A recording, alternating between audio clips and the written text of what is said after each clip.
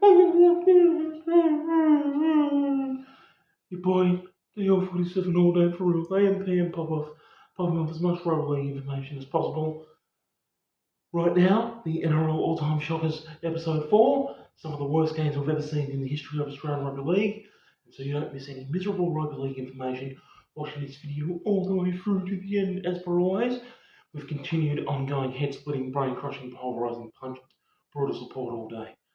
So, like I said, they're all-time shockers, some of the worst games we've ever seen ever in the history of Australian Rugby League. This one right here, the cream of the crop, in my opinion, the very worst game ever witnessed in the history of Australian Rugby League. The 2005 round 18 game, when eventually Penrith emerged with a 16-12 win over Manly at Penrith Stadium in the Saturday night game. And it was incredible that we even had those 28 points. Penrith got 3 tries and Manly got 2, because neither of them deserved to get any points. It actually probably should have been a scoreless draw. That was just the filth that they both dished up.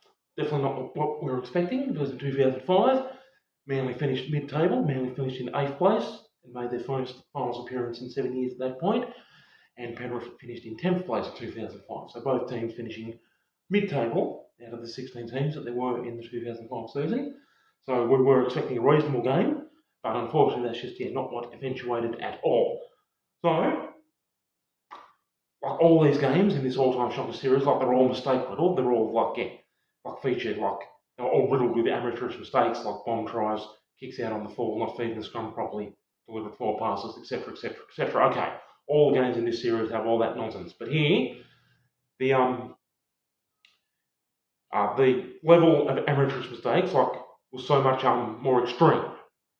I mean, how bad both these mistakes were so much more extreme than all the other games in this series, as bad as all the other games were. So, on multiple occasions throughout the game, both teams, both Penrith and Manly, were guilty of it.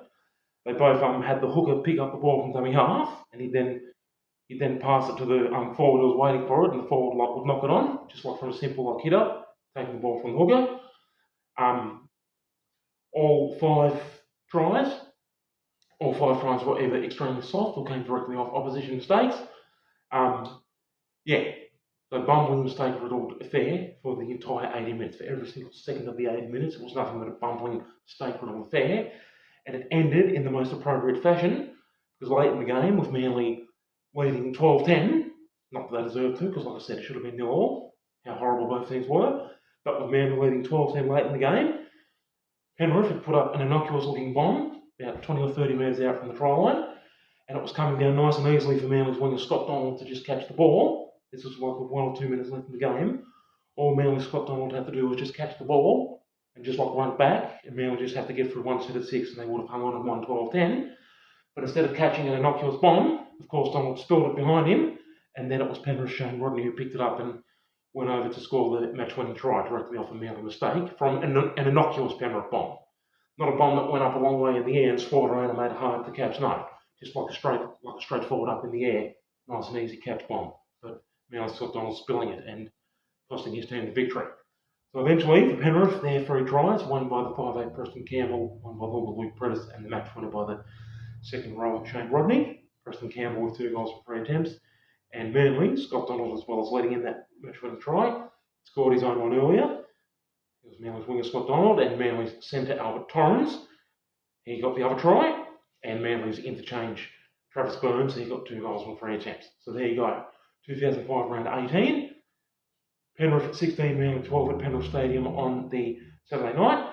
Coincidentally enough, not just yet, not the next video, but eventually, there's actually another Penrith Manly game at Penrith Stadium that's also on this list for the all-time shockers. All the way in 13 years later, in 2018, they had another absolute shocker at Penrith Stadium. But at this point in time, 2005 round 18, Penrith 16, Manly 12. In my opinion, the worst game we've ever witnessed in the history of Australian Rugby League, even though every single game in this series is an absolute shocker. So thank you so much for watching this miserable encounter all the way through to the end, so you didn't miss any miserable rugby league information. And thank you so much for miserable, depressing support, your boy all day, DL47. Toodaloo.